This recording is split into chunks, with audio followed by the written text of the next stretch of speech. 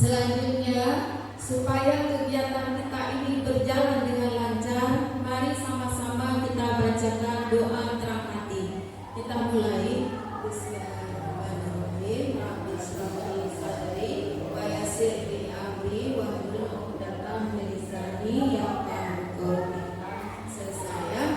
Selanjutnya kita minta kata sambutan dari kepala sekolah. Kepada kepala sekolah kami persilakan. Bismillahirrahmanirrahim. Assalamualaikum warahmatullahi wabarakatuh. Waalaikumsalam warahmatullahi wabarakatuh. Alhamdulillahirabbil alamin.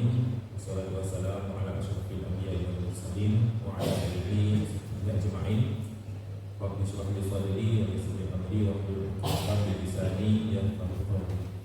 Syukur alhamdulillah pada pagi yang berbahagia ini kita bisa berkumpul di tempat ini dalam rangka untuk kita mendiseminasi daripada budaya positif di sekolah, dan mudah-mudahan ini menjadi suatu hal yang bisa menjadikan faktor perubahan yang lebih bagus untuk sekolah kita. Kemudian salawat dan salam kepada Nabi besar Muhammad sallallahu alaihi wasallam, uswah dan buat kita semuanya.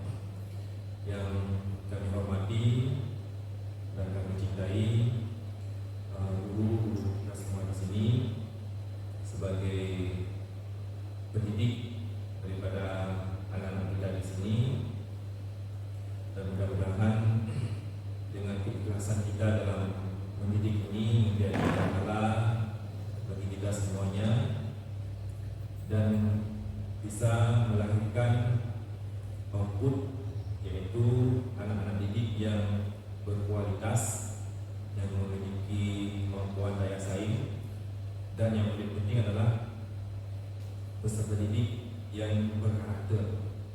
Yang ini terangkum dalam satu konsep pembelajaran dalam kurikulum Merdeka, yaitu profil pelajar Pancasila. Kemudian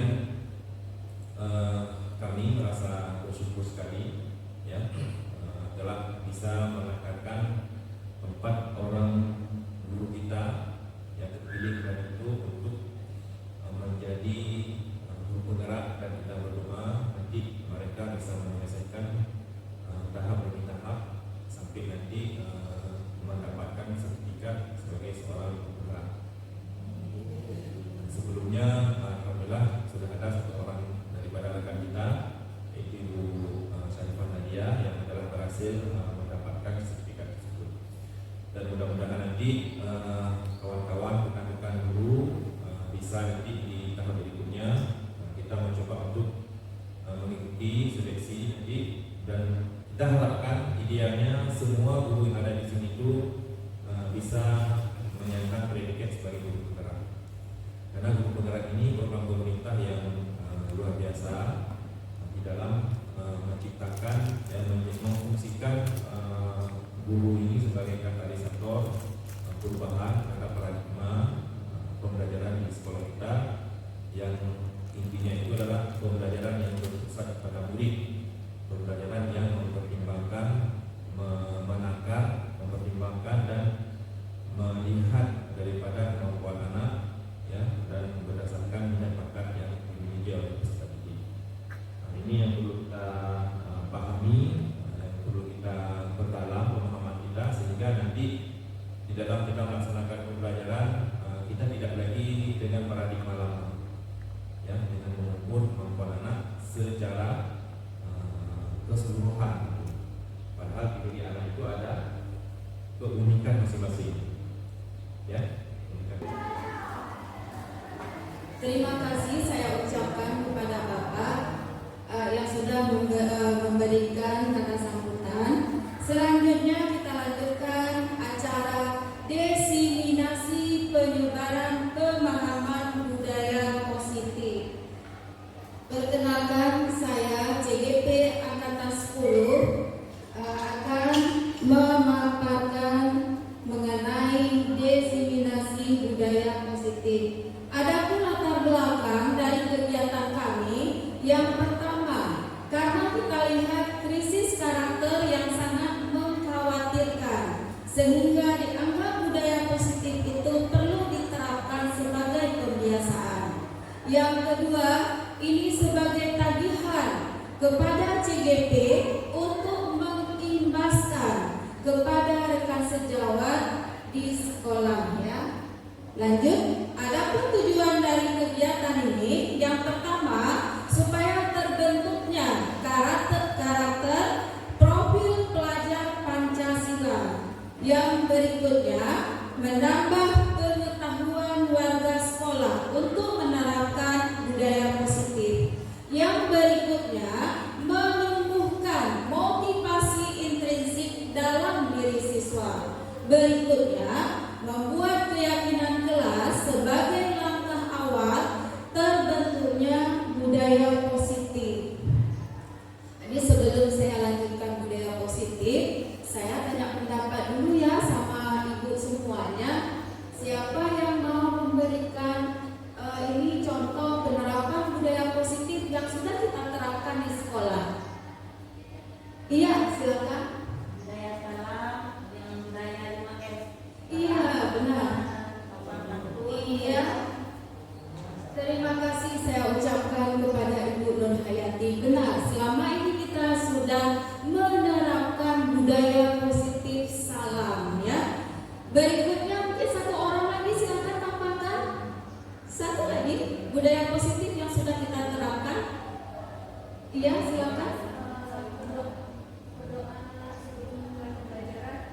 Iya, terima kasih saya ucapkan kepada Ibu Sri Wahyuni. Jadi budaya positif ini merupakan perwujudan dari nilai kebiasaan atau keyakinan universal yang diterapkan di sekolah yang berpihak pada murid. Di sini nilai-nilai kebajikan, artinya murid kita beriman, kemudian berpikir kritis ya. Kita lanjutkan. Mengapa budaya positif ini penting? Ternyata budaya positif ini sangat penting. Yang pertama, karena dapat menumbuhkan motivasi intrinsik dalam diri anak untuk menjadi pribadi yang bertanggung jawab dan berbudi pekerti luhur serta berakhlak mulia. Jadi bukan karena hukuman anak punya motivasi untuk belajar. Yang kedua, menciptakan suasana yang positif yang akan mendukung proses pembelajaran yang berpihak pada murid, di mana proses belajar siswa merasa aman dan nyaman dalam belajar, sehingga apa yang disampaikan lebih cepat ditangkap oleh murid. Lanjut ya, bagaimana sih untuk menerapkan budaya positif di sekolah? Ternyata ada langkah-langkahnya. Mari kita lihat apa saja langkah untuk mewujudkan budaya positif di sekolah. Jadi yang pertama harus ada perubahan paradigma belajar. Dari dulu berpusat kepada guru, sekarang berpusat kepada murid. Yang kedua, disiplin positif, bukan memberi hukuman. Yang berikutnya, nilai-nilai kebajikan. Ini berkaitan dengan profil pelajar Pancasila. Yang berikutnya, kebutuhan dasar manusia. Anak tidak belajar, harus kita cari apa kebutuhan dia. Berikutnya, motivasi perilaku manusia. Ini yang kita inginkan, yang intrinsik. Yang berikutnya, posisi kontrol guru. Ini kita harus menyelesaikan masalah. Yang berikutnya, keyakinan keras. Dan yang terakhir, segitiga restitusi. Ada dua istilah ya dalam pembelajaran. Yang pertama ada pembelajaran yang berpusat pada guru.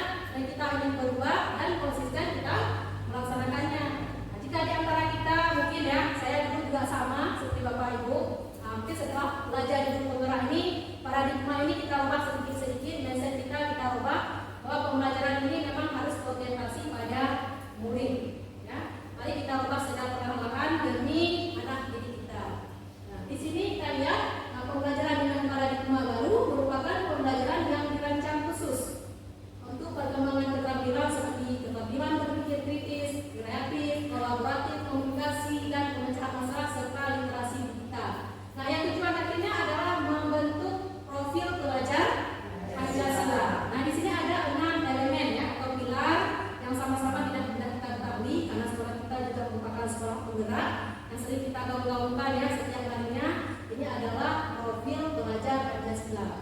Yang keenam profil ini yang harus kita terapkan kepada murid kita.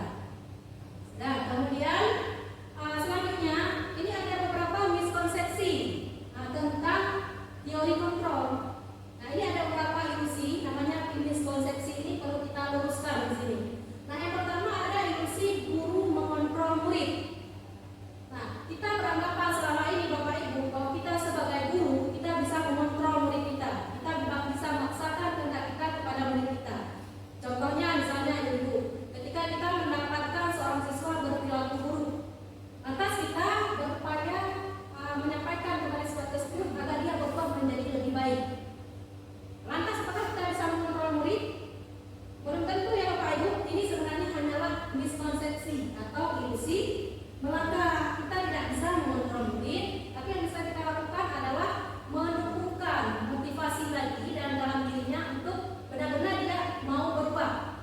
Yang keinginan dari dalam diri dia sendiri, bukan dorongan dari kita. Mungkin dia mau berubah, tapi pada suatu saat dia akan kembali ke kebiasaan lamanya karena tidak terdapat motivasi intrinsik. Kemudian ada ilusi bahwa penguatan positif, efektif dan bermanfaat.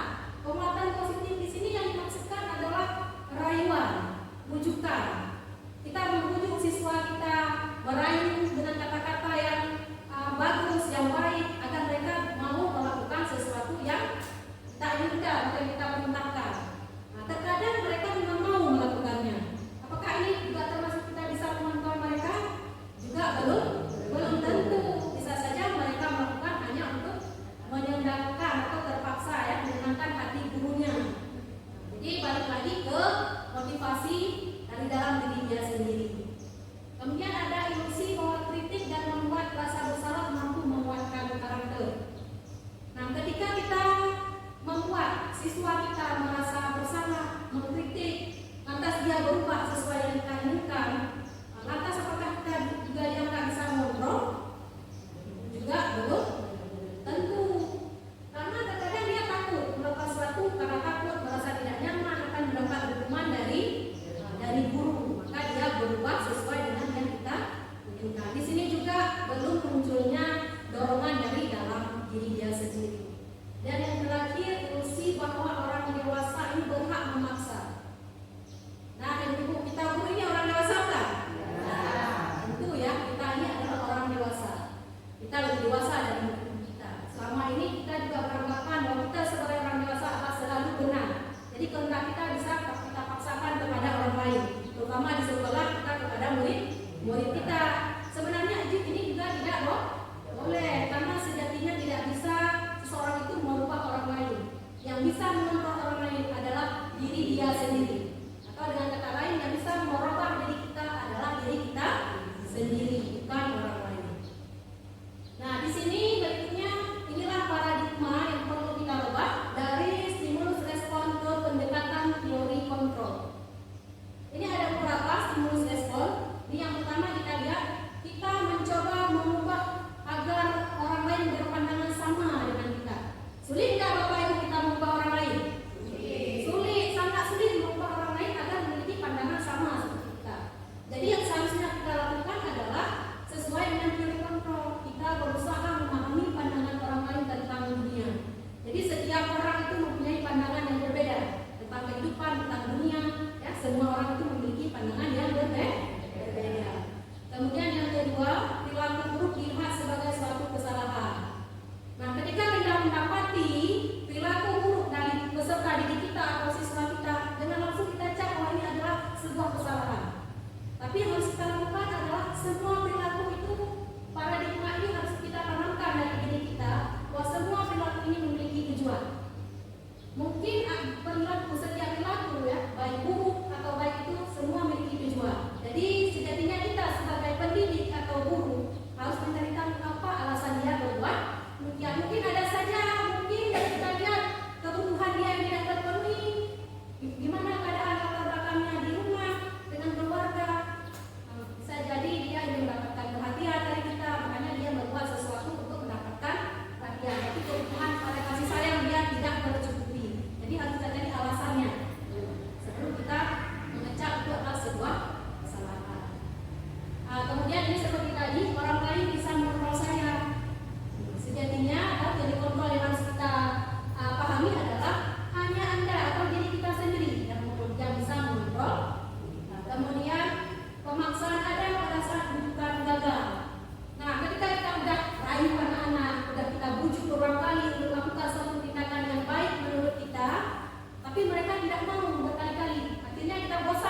mengingatkan berkali-kali, memberi nasihat berkali-kali, tapi mereka tidak mau menindakkan, muncullah paksaan.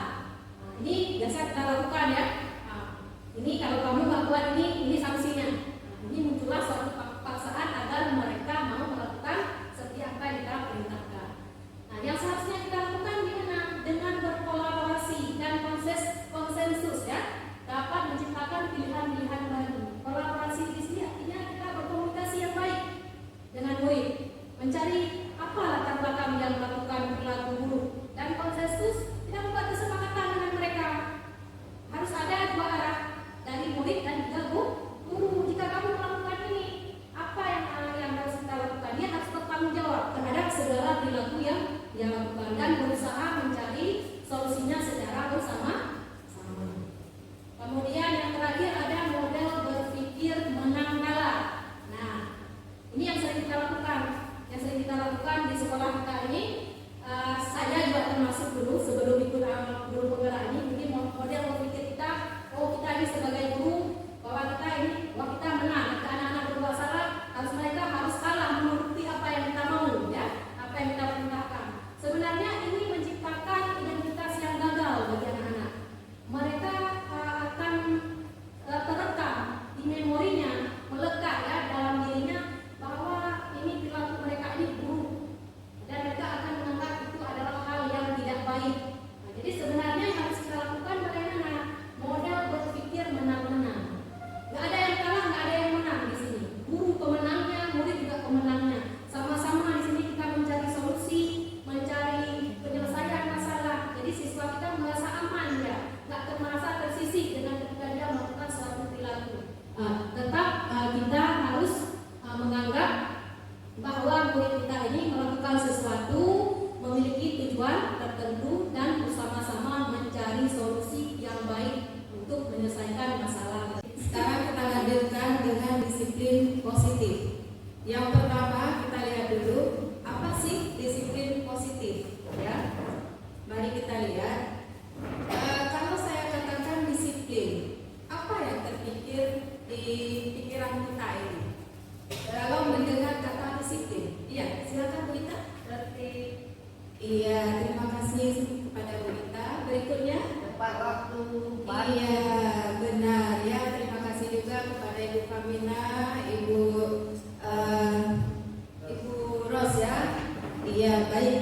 Jadi yang sering kita pikirkan kalau kita dengar kata disiplin itu tata tertib, teratur, kepatuhan kepada peraturan, kemudian dihubungkan dengan hukuman atau ketidaknyamanan. Seharusnya di sini disiplin positif itu pendekatan untuk menerapkan disiplin dari dalam diri anak tanpa hukuman dan hadiah. Ini yang kita inginkan. Jadi bukan berupa peraturan, kalau tidak mematuhi peraturan kemudian mendapat hukuman. Tetapi disiplin positif di sini atau budaya positif itu mendisiplinkan anak timbul dari diri dia sendiri, menemukan kesadaran serta memberdayakan anak mandiri melakukan sesuatu.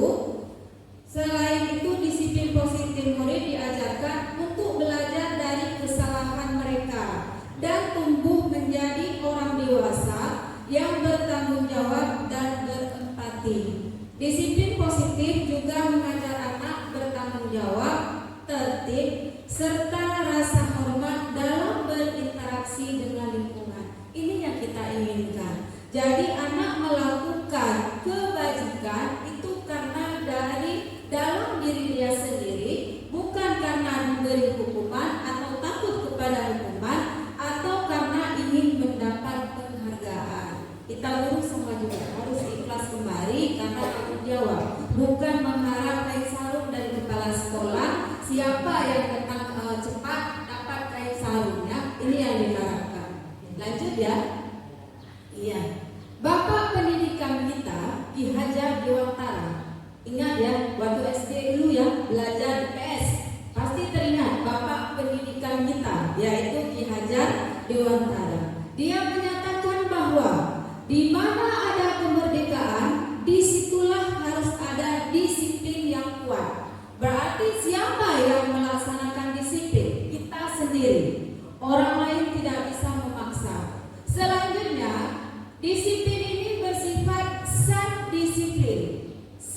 berdisiplin, yaitu kita sendiri yang mewajibkan kita dengan sekeras-kerasnya, tetapi itu sama saja. Jika kita tidak cakap melakukan self disiplin, wajiblah penguasa lain mendisiplinkan diri kita. Berarti kalau kita tidak tepat waktu masuk kelas, tidak disiplin, berarti atasan kita boleh mendisiplinkan kita. Ya, ini menurut Bapak Pendidikan. Selanjutnya, peraturan demikian itulah yang harus ada dalam suasana yang merdeka. Seperti ini ya. Ini Ki Hajar Dewantara, Sikap Merdeka cetakan kelima ya. Kita lanjutkan nilai-nilai kebajikan. Baik, selanjutnya kita akan melihat apa saja nilai-nilai kebajikan yang universal, yaitu nilai-nilai yang disepakati bersama lepas dari suku, bangsa, agama, bahasa, dan latar belakangnya. Nilai-nilai kebajikan sifatnya positif bagi manusia dan merupakan tujuan yang ingin dicapai oleh setiap individu. Ini contoh-contoh nilai-nilai kebajikan yang universal yang tidak di luar latar belakang dari agama, suku, bangsa, bisa digunakan oleh siapa saja. Ini bersifat umum ya. Yang pertama, ada 6 lembaga di sini yang telah memiliki nilai-nilai kebajikan. Bisa kita contohkan, kita terapkan nanti ketika kita membuat keyakinan kelas dengan menggunakan nilai-nilai kebajikan universal ini. Yang pertama, pada profil pelajar Pancasila mengandung nilai-nilai beriman, bertakwa kepada Tuhan Yang Maha Esa, berkebinekaan global, gotong royong, mandiri, bernalar kritis, dan kreatif. Ini sudah biasa kita dengar ya, karena kita ini ketika kurikuler sudah kita terapkan di sekolahnya. Kemudian yang kedua, di organisasi IBO memiliki nilai-nilai kebajikan, toleransi, rasa hormat, integritas, mandiri, menghargai, antusias, memiliki rasa empati, keingintahuan, kreativitas, kerjasama, percaya diri, dan berkomitmen. Luar biasa ya nilai-nilai suatu organisasi yang dibangun dengan tujuan agar anggota dari setiap organisasi ini memiliki nilai-nilai kebajikan. Lanjut.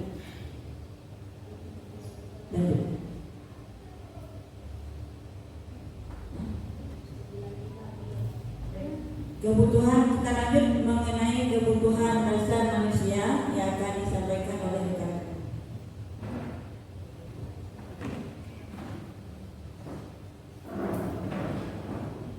Iya, baik.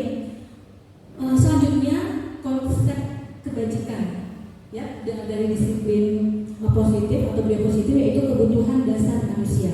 Yang ini tentunya kita juga memiliki. Jadi peserta didik kita juga punya memiliki kebutuhan dasar manusia ini. Yaitu apa itu kebutuhan dasar manusia? Ya adalah segala sesuatu yang kita lakukan untuk mendapatkan apa yang kita inginkan. Segala tindakan yang kita lakukan memiliki tujuan tertentu, dan semua yang terbaik yang kita lakukan adalah dalam rangka agar kebutuhan dasar kita bisa terpenuhi. Misalnya ini peserta didik kita sering jumpai ya Bapak Ibu. Misalnya dia tidur kelas atau malas, tidak mau mengerjakan. Kita jangan langsung men-label dia ini murid malas, ini murid tidak mau melakukan apa-apa, anak nakal gitu kan. Jadi di sini posisi kita, kenapa dia berbuat seperti itu? Ini ada kebutuhan dasarnya nggak terpenuhi. Bisa saja dia mungkin malas, dia sedang tidak sehat, atau dia sedang sakit gitu kan, atau dia belum sarapan. Jadi kita harus paksa harus masuk kelas karena tepat waktu, jadi tidak terpenuhi kebutuhannya sehingga dia merasa malas. Disinilah kita posisi bagaimana mencari tahu si peserta didik ini. Nah, adapun kebutuhan dasar manusia itu ada 5 ya. Yang pertama di sini bertahan hidup, ya kan? Bertahan hidup di situ ada makanan, ada pakaian, tempat tinggal, keamanan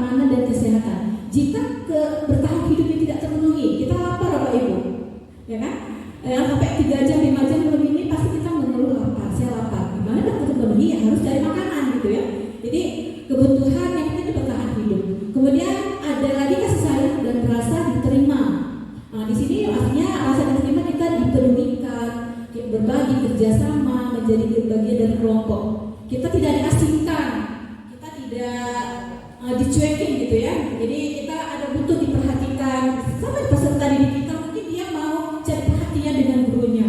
Jadi ketika dia sedang mungkin dia ingin menunjukkan sesuatu, mungkin belum ada kesempatan. Di sini kita beri kesempatan kepada dia dengan memberikan perhatian kepada si peserta didik ini. Selanjutnya ada kebutuhan dasar manusia itu penguasaan, penguasa. Di sini yang tidak ada harga diri, keinginan yang dianggap memimpin, berprestasi, diakui, dianggap bahkan didengar. Penguasa di sini kita ingin beri kesempatan kepada peserta didik. Mungkin dia ingin menampilkan diri sendiri, mungkin dia bisa menjadi pemimpin teman-temannya. Kita berikan kesempatan. Misalnya dia ada skill di pelajaran matematika. Kalau memang dia mampu, kita berikan motivasi. Kalau mampu, silakan berikan kesempatannya kepada teman rekan-rekannya. Oh, ada keahlian di bagian seni musik, ya kan?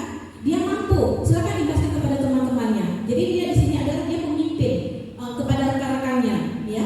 Di sini disebut penguasaan. Kemudian kebebasan. Nah, ini yang sangat sering. Kadang ada anak ini yang jago sepak bola, lari sana lari sini, tapi kita kekang dia di dalam, nggak boleh gerak, nggak boleh ribut. Tengok kiri kanan, nggak boleh, kita udah bilang jangan ribut ya ini. Mungkin ada kebutuhan yang dia belum terpenuhi. Misalnya dia kebebasan, dia ingin mandiri, memiliki pilihan, mampu mengendalikan arah dirinya.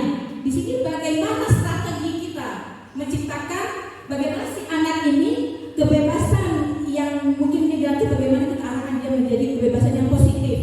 Jadi kebebasan dia gak ingin tertekan, dengan pembelajaran kita kasih dengan berinovasi, si anak ini pun terpenuhi, dia tidak tertekan dan kebutuhan pembelajaran pun ada. Selanjutnya mengenai kesenangan atau happy, gitu ya. Di sini bermain, humor, antusias, ceria, tertawa. Kita ada prinsip belajar untuk main-main atau belajar sambil bermain. Jadi jangan anggap belajar untuk bermain-main, tidak, tapi belajar sambil bermain itu silakan dilakukan. Jadi hanya jangan ceramah dari awal sampai akhir buat latihan. Selingi dengan humoris boleh, atau mungkin ada kelakuan dia yang mungkin dalam pembelajaran gimana, kita ajak dia bercanda, tidak masalah. Jadi pembelajaran dalam kelas pun nyaman, menyenangkan. Seperti itu. Selanjutnya untuk motivasi perilaku manusia yang akan dilanjutkan oleh Kita lanjutkan materi kita sampai sini sangat banyak. Jadi di siang hari ini ternyata Pak Anwar masih satu-satunya laki-laki di sini, tapi masih fokus. Terima kasih Pak Anwar. Oke, baik, kita lanjut dengan materi kita berikutnya, yaitu motivasi perilaku manusia. Nah, di awal tadi saya sudah menyebutkan ada dua motivasi dari dalam diri kita, yaitu ada motivasi dari dalam, ada motivasi dari luar atau intrinsik dan ekstrinsik. Nah, ketika kita mendapati murid kita misalnya dia berperilaku untuk menghindari ketidaknyamanan atau hukuman, nah, berarti si anak ini masih termasuk ke dalam motivasi ekstrinsik. Nah, dia dorongan dari luar karena dia menghindari hukuman, takut akan hukuman, takut dengan ketidaknyamanan.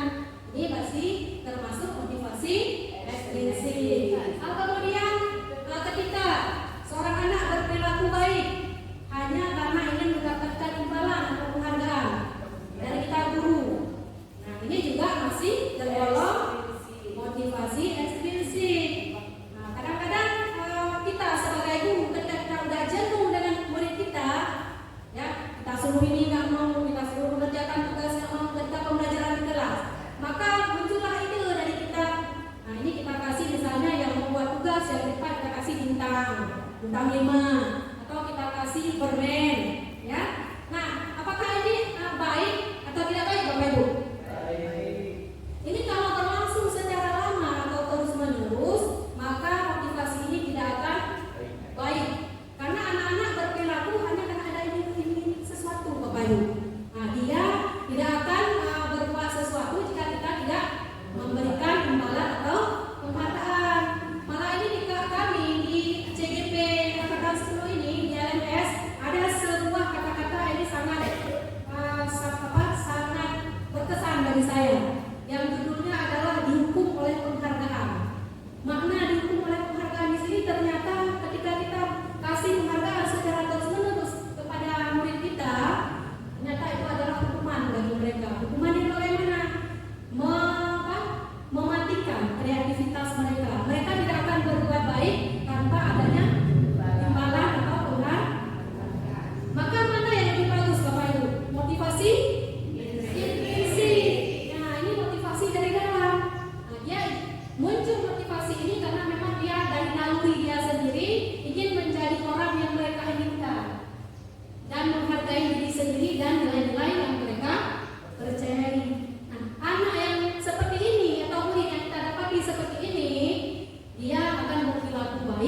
sekolah kita awasi atau tidak diawasi oleh guru.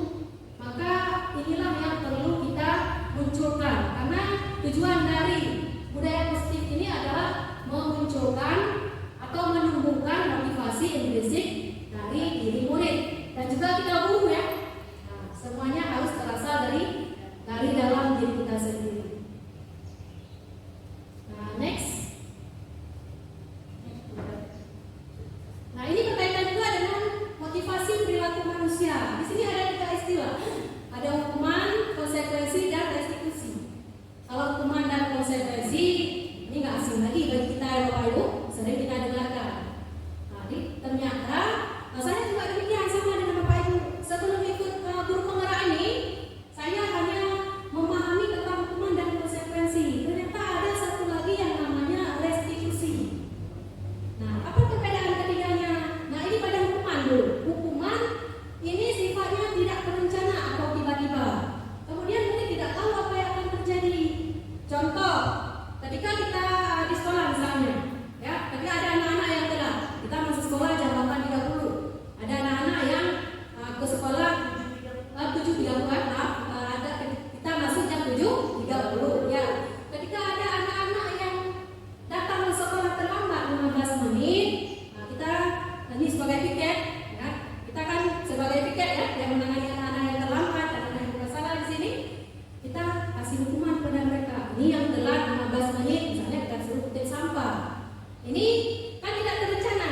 Bisa jadi hari ini kita suruh kutip sampah, besoknya mungkin dengan piket yang lain disuruh keliling lapangan, misalnya apa luar ya?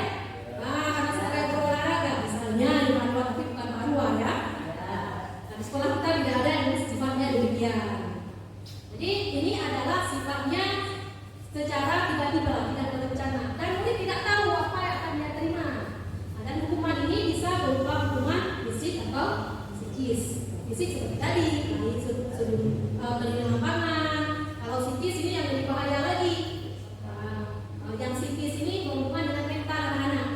Bisa jadi kita menempatkan kata-kata yang tidak menyenangkan bagi mereka. Nah, kemudian konsekuensi. Nah, konsekuensi ini yang sudah kita tetapkan semacam tata tertib. Jika ada konsekuensi harus diterima. Biasanya pihak sekolah membuat peraturan dan disosialisasikan ke murid. Murid sudah tahu konsekuensi yang dia terima ketika dia melakukan pelanggaran. Nah, tapi yang intinya konsekuensi juga tetap membuat murid kita tidak nyaman. Sikap guru di sini selalu memonitor murid. Kita adalah memonitor, memantau segala gerak-gerik murid. Salah sedikit ada konsekuensi, salah sedikit ada konsekuensi. Ini juga membuat murid kita tidak. Dan yang terakhir ini restitusi. Ini yang paling diutamakan ya. Yang paling diharapkan kita terapkan kepada murid kita, yaitu restitusi, menciptakan kondisi murid untuk memperbaiki kesalahan. Yang prosesnya secara kolaboratif antara guru dengan murid membuat suatu kesepakatan sehingga murid itu bertanggung jawab terhadap apa yang dia lakukan dan bersama-sama mencari solusi. Nah, untuk lebih jelas nanti mengenai restitusi ini akan disampaikan oleh Sri Wahyuni.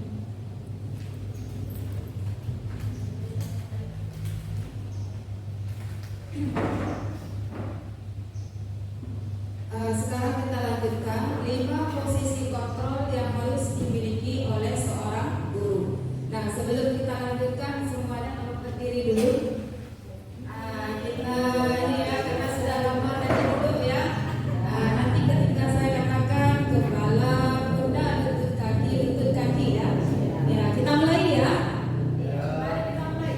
Kepala, pundak, lutut kaki, kepala, pundak, lutut kaki, kepala, pundak, lutut kaki. Iya, selesai ya. Silakan kembali. Iya, karena tadi sudah duduk terlalu lama ya, supaya semangat. Bagaimana guru semuanya? Semangat? Alhamdulillah ya. Sekarang kita lihat posisi kontrol seorang guru. Yang pertama sebagai penghukum, yang kedua pembuat rasa bersalah, yang ketiga sebagai teman, yang keempat sebagai pemantau, dan yang kelima sebagai manajer. Coba diperhatikan Kemudian diingat dulu posisi kita ini di mana? Kita pernah berada di posisi yang mana? Sebagai penghukum, ya. Iya.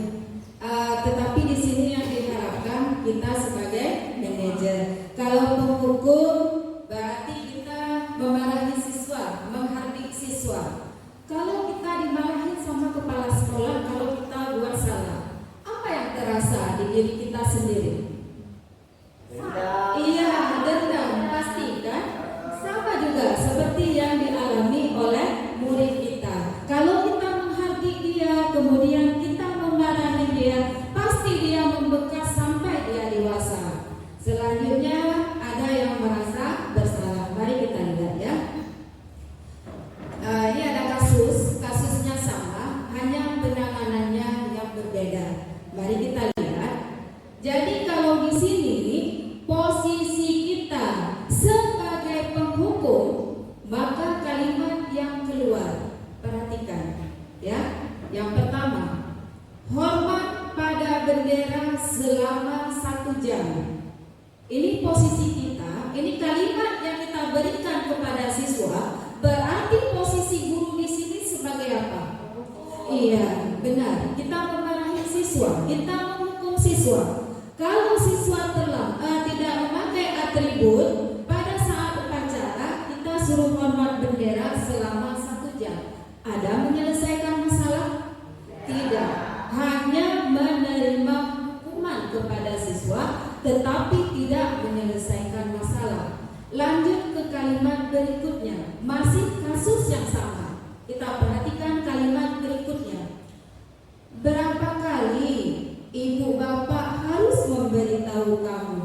Kamu selalu mengecewakan ibu. Bagaimana penekanan kalimat yang kita berikan? Ini lembut. Tetapi dari kalimat ini anak akan kecewa. Mengapa anak kecewa? Karena dia sudah mengecewakan gurunya. Di sini akan timbul anak itu merasa kecewa. Berarti posisi kontrol kita di sini sebagai apa? Anak akan kecewa. Iya, benar. Membuat rasa bersalah. Apa salah siswa tersebut? Karena dia sudah mengecewakan gurunya. Inilah kalimat yang kita berikan kepada siswa ketika posisi kita berada sebagai pembuat merasa bersalah. Jadi walaupun alunan suara kita lembut, tetapi ini tidak menyelesaikan masalah juga. Lanjut, ya. Kalimat berikutnya masih kasus yang sama. Ayo dong ikuti peraturan sekolah. Tolong bantu ibu bapak ya. Sekali aja. Ya udah, tidak apa-apa. Jangan sampai berbuat seperti ini lagi ya. Guru membantu muridnya. Ini kalimat yang timbul. Berarti posisi guru di sini sebagai apa?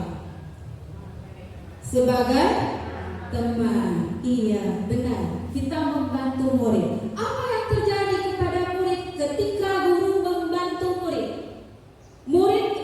Guru ini membantu murid, ya. Kemudian jika murid ini berhadapan dengan guru lain, dia menghargai nggak guru lain?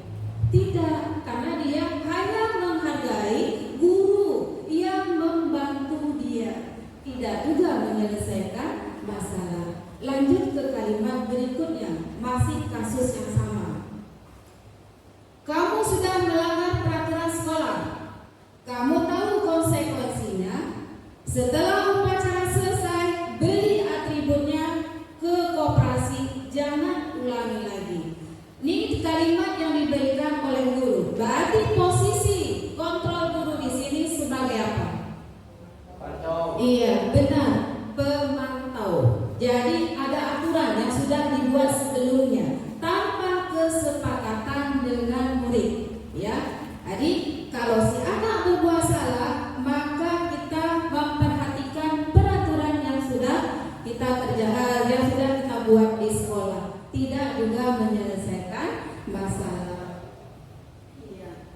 Selanjutnya kalimat yang terakhir yang diberikan oleh guru, apakah kamu tahu kesalahanmu? Kira-kira bagaimana kamu memperbaiki kesalahanmu? Ini posisi kontrol kita guru sebagai apa? Iya, benar. Di sini kita membantu siswa menyelesaikan masalah, tidak menghakimi siswa, tidak kita marahin siswa, kemudian tidak menghabis siswa. Di sini kita menyelesaikan masalah bersama siswa. Jadi tidak mencari kesalahan di sini. Di sini kita membantu murid untuk menyelesaikan masalah. Tolong Ibu bagikan kertas sebentar. Ini menurut pengalaman Ibu berada di posisi yang mana? Silakan ditulis di kertas pop-it ini, kemudian ditempelkan ke dinding ya. Silakan posisi Ibu selama ini di mana posisinya? Dituliskan di kertas, kemudian ditempel ke dinding ya. Silakan. Iya, satu aja yang selama ini menurut pengalaman Ibu yang selama ini sudah Ibu terapkan. Di antara 5 posisi kontrol ini, Ibu berada di posisi yang mana? Ini menurut pengalaman masing-masing ya. Kita tidak mencari kesalahan di sini, hanya proses kita untuk memperbaikinya ke depan.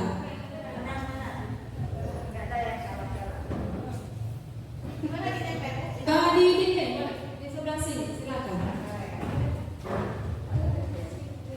Di sebelah sana. Iya. Boleh juga, boleh juga. Boleh juga. Nggak bisa. Kalau nggak di dinding aja, di dinding aja. Iya, silakan ditempel di dinding.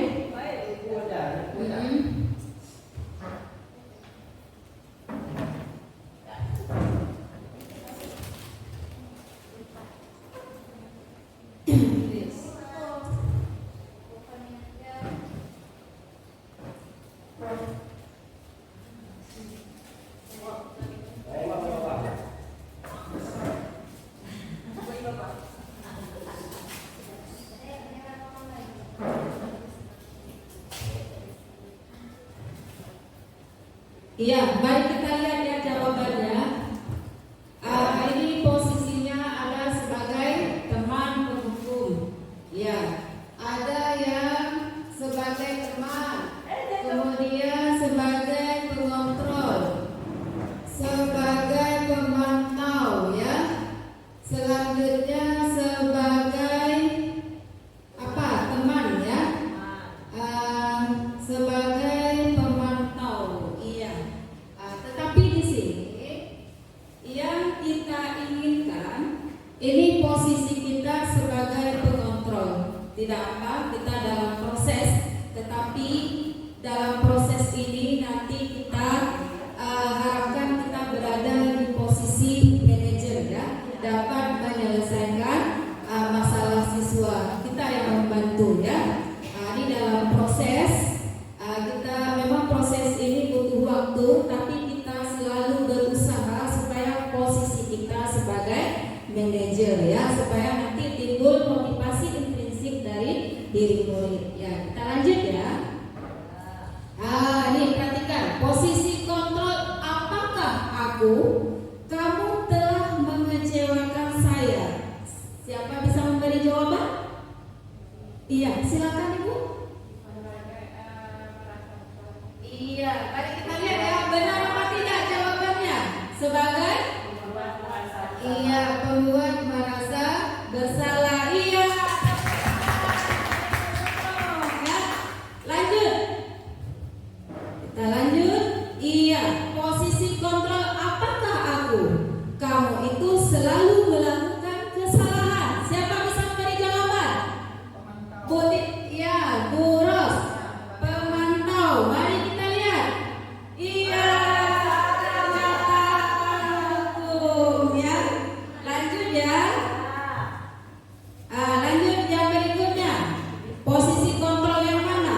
Apa rencanamu untuk menyelesaikan masalah ini? Ya, Bu Indah, silakan. Iya, mari kita lihat jawabannya. Iya.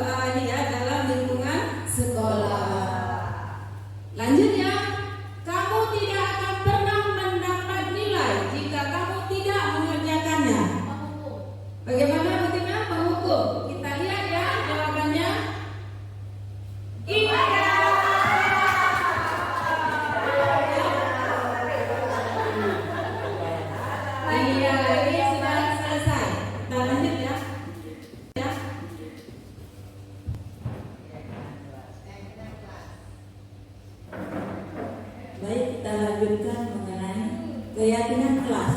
Nah, ini menyangkut kita guru di dalam kelas ya.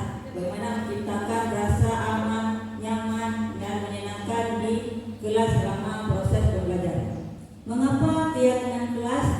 Mengapa bukan peraturan kelas? Kenapa Ibu?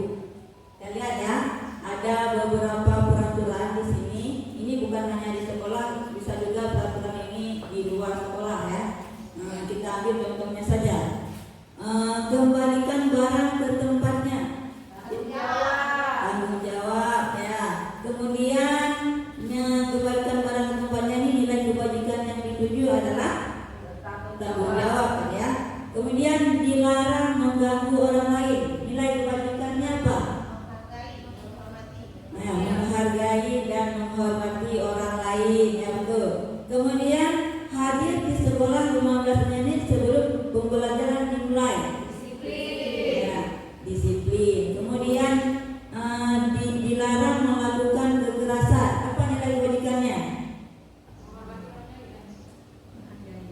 Menghargai. Ya, di sini dilarang melakukan kekerasan terhadap orang lain, berarti ini nilainya adalah menghargai orang lain. Kemudian dilarang menggunakan narkoba. Apa nilainya? Nilai kebajikan yang dituju apa dari dilarang menggunakan narkoba? Ya, menjaga kesehatan. Kesehatan itu penting ya. Tahap yang terakhir ya Bapak Ibu, dari keyakinan kelas tadi, disinilah kita kaitkan sebagai langkah terakhir, yaitu segitiga restitusi. Yang kita tahu restitusi ini adalah sebuah maknanya penyelesaian masalah.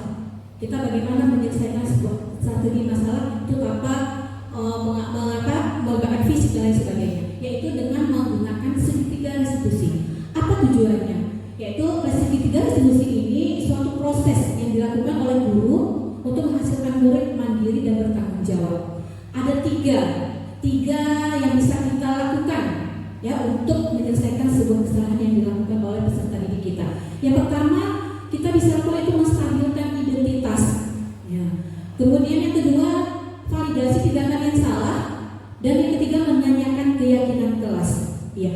Apa itu maksud dari ketiga dari restitusi tadi? Ini menstabilkan identitas, yaitu berdasarkan prinsip pembuat kesalahan adalah bagian dari proses pembelajaran. Jadi di sini kita ketika siswa atau murid kita melakukan kesalahan, kita tidak melabel dia seorang kamu itu selalu berdosa. Tapi kita di sini kita yakinkan bahwa kita ini manusia biasa, ya kan? Manusiawi kita berbuat salah. Nah di sini ada kata-kata yang bisa kita lakukan, yang kita bisa berikan kepada peserta didik kita, pernyataan-pernyataan, yaitu berbuat salah itu wajar. Ya, kemudian tidak ada manusia yang sempurna. Bapak Ibu juga pernah melakukan kesalahan tersebut. Kemudian Ibu di sini Bapak Ibu tidak mencari siapa yang salah, tapi di sini ingin mencari solusi dalam masalahnya. Atau bisa juga kamu berhak merasa begitu. Misalnya dia kesal sehingga dia melakukan hal yang bisa sedikit melawan dari hal-hal yang baik gitu kan. Kita maklumi malah dia, kita pahami yang dilakukan itu. Di sini yang dikatakan menstabilkan identitas. Baik, selanjutnya yang kedua, setelah kita stabilkan identitas si anak ini, kita lakukan validasi tindakan yang salah. Nah di sini kita nggak lagi menanyakan kamu apa kesalahan, karena kita sudah tahu, dia sudah tahu yang salah. Yang perlu kita lakukan di sini adalah tujuannya berdasarkan prinsip setiap perilaku berupaya memenuhi suatu kebutuhan tertentu. Dia punya alasan, misalnya dia sedang malas, tidak mau menjalankan belajar di kelas. Kenapa? Sedang malas. Apa yang membuat dia malas? Apa yang penyebabnya? Nah disinilah kita lakukan. Kita bisa menanyakan, kamu pasti punya alasan mengapa melakukan itu.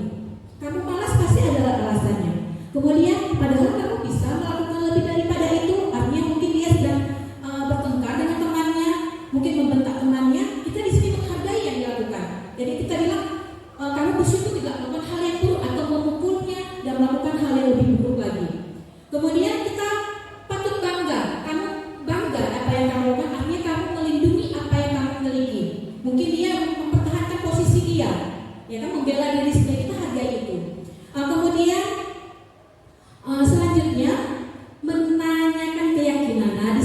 tujuan tadi membuat keyakinan kelas. Di sini kita berulang-ulang meyakinkan. Tidak hanya wali kelas yang menuliskan, tapi kita sebagai guru mata pelajaran yang masuk, ketika siswa kita melakukan kesalahan, jangan langsung menghukum atau bagaimana. Kita ingatkan, kaitkan.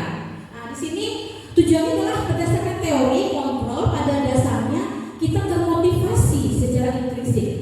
Apapun yang kita lakukan kita ada tujuan, semua dari dalam diri kita, ya. Nah, di sini ketika dia melakukan sebuah kesalahan, kaitkan keyakinan kelas apa yang sudah kita buat. Ketika dia membuat satu kesalahan, kita kaitkan. Kemudian nilai-nilai apa yang telah kita sepakati. Nah, kemudian bisa kita kasih gambaran. Menurut kamu, misalnya dia sedikit kacau dalam kelas, kita bisa bilang, menurut kamu kelas yang damai, aman, ideal itu gimana? Ya kan? Disinilah kita bicara.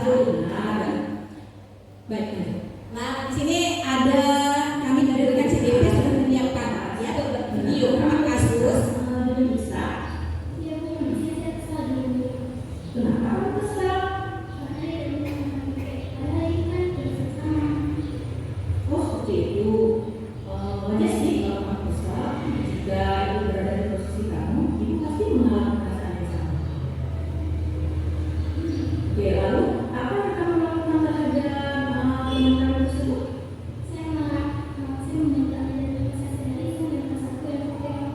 Oh, gitu. Kalau kamu terus seperti itu, pasti punya alasannya.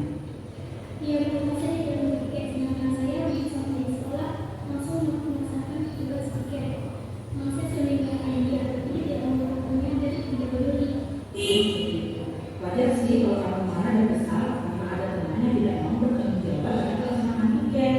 Jadi menghargai itu apa yang kamu lakukan dan tidak berbuat seperti perbuatan anarkis yang lebih parah lagi seperti melempar sapu ke arah dia. Nah, sekarang kita coba pikirkan tindakan anak kamu sampai dekat dengan melempar sapu, apakah sesuai dengan keyakinan yang kamu sepakati? Nah, menurut kamu keyakinan kelas apa yang ingin kamu lakukan?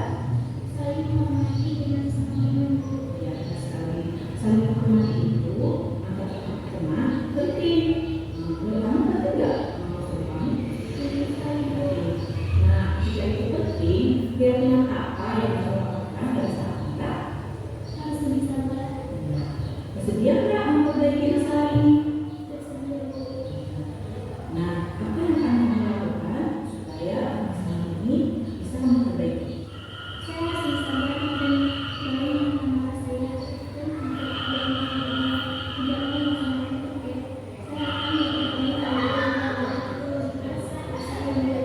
Ya, nah sekarang kita akan mengajar dan tugasnya ya bisa menjadi lebih baik. Sekarang kamu boleh mendengar Allah.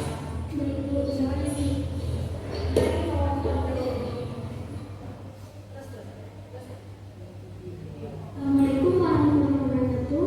Saya Syukur Munira dari kelas 37. Saya sangat senang diajak diskusi oleh guru untuk dapat mengendalikan diri saya dari gambaran atas perilaku teman saya dan harus banyak belajar bersabar dan menghormati teman-teman saya. Terima kasih. Oke, ini kasus yang mungkin sering ya, awalnya kamu pikir kesal gitu ya. Oke, baik, selanjutnya ada kasus dari rekan CGP yang lainnya.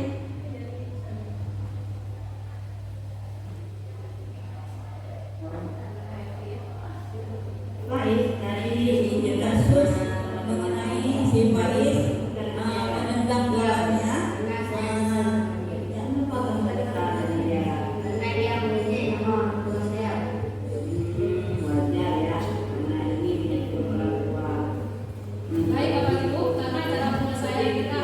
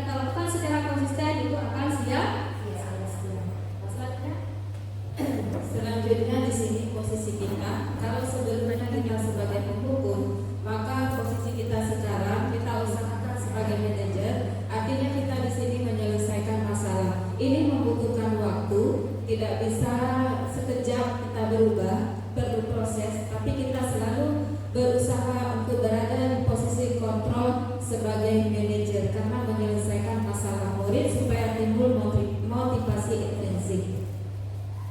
Terima kasih untuk rekan-rekan guru semua yang telah berhadir pada hari ini. Semoga pembiasan yang kami lakukan pada hari ini bermanfaat ya. Semoga kedepannya ada kegiatan-kegiatan yang semakin meningkatkan budaya positif di lingkungan sekolah kita OPDD SMP Negeri Kabupaten ini. Baik, seperti kita ketahui bahwa kesalahan yang dilakukan oleh peserta didik kita janganlah membuat kita melabel dia adalah manusia pembuat salah. Tapi mari kita rangkul mereka. Di saat mereka berbuat salah, kita yang menjadi fondasi bagi siswa kita bahwa berbuat salah itu bukan adalah salah, tapi proses pembelajaran. Dan semoga